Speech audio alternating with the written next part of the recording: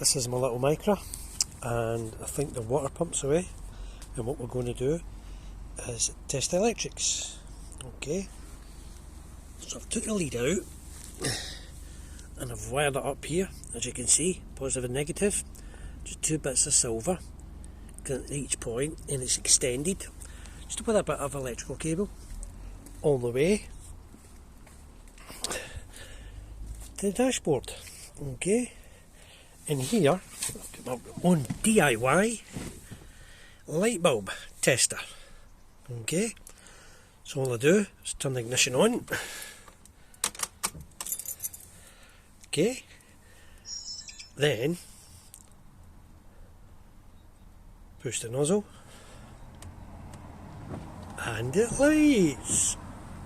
So there's nothing wrong with the electrics nor the fuse, it's the water pump itself.